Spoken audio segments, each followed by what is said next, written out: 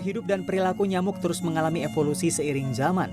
Perubahan terjadi baik sebagai dampak akibat perilaku manusia ataupun akibat perubahan iklim.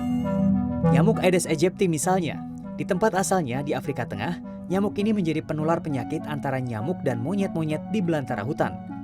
Pergerakan manusia yang semakin luas memungkinkan terjadinya kontak antara manusia dan nyamuk.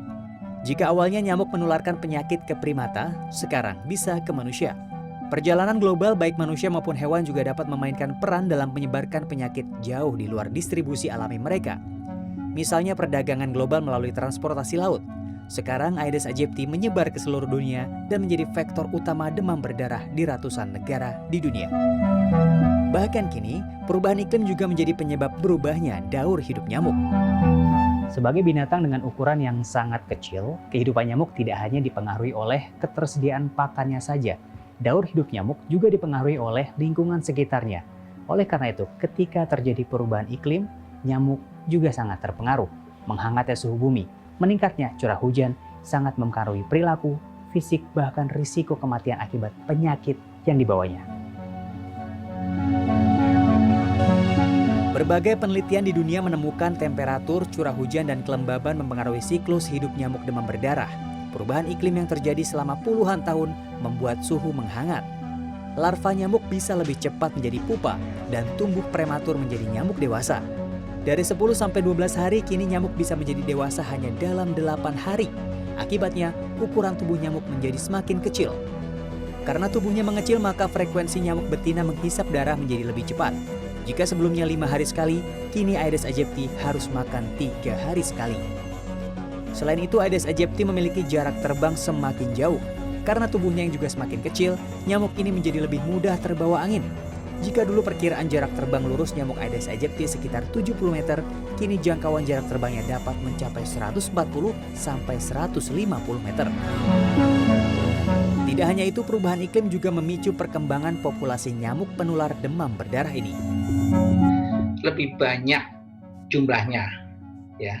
Karena gini, nyamuk ini kan hidupnya ada di genangan air bersih, ya, genangan air bersih yang tidak bersinggungan langsung dengan tanah. Nah, air bersih tersebut dari mana? Dari hujan, ya kan? Nah, ternyata selama perubahan iklim ini curah hujan itu sebenarnya lebih tinggi, meningkat terus. Temperatur meningkat, curah hujannya juga meningkat. Tempat perindukannya semakin banyak di sekitar kita, dan kemudian dia sangat cepat bisa menyesuaikan diri, bisa bertelur di sana, bisa berkembang biak di sana. Fakta tersebut tentu saja membuat cemas siapapun yang mendengarnya, namun itu belum seberapa. Tim peneliti entomologi Institut Pertanian Bogor menemukan fakta lain yang juga perlu dicemaskan, yaitu adaptasi fisiologis pada nyamuk. Profesor Upik Kesumawati dari Institut Pertanian Bogor dan timnya menemukan fakta bahwa kini Aedes aegypti tidak hanya terbang dan mencari makan pada pagi dan sore hari, tapi juga malam hari. Bahkan nyamuk ini tidak lagi secara spesifik memilih genangan air bersih dan jernih sebagai tempat bertelur. Air kotor, air deterjen, bahkan air limbah kini dapat menjadi pilihan Aedes aegypti untuk berkembang biak.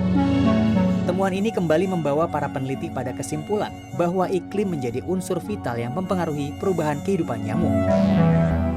Nah, ternyata unsur iklim itu sangat berpengaruh terhadap kehidupan dari nyamuk itu. Pengaruh suhu ini juga berpengaruh terhadap perkembangan replikasi virus di dalam tubuh nyamuk.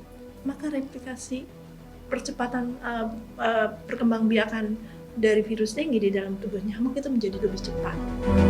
Perubahan iklim memberikan dampak yang signifikan dalam evolusi nyamuk. Menahan laju perubahan iklim bisa menjadi salah satu upaya manusia menghambat evolusi dan adaptasi fisiologis nyamuk untuk mengurangi risiko penularan penyakit yang dibawanya. Yogi Tujuliarto, Wahyu Ramadan, Bogor, Jawa Barat.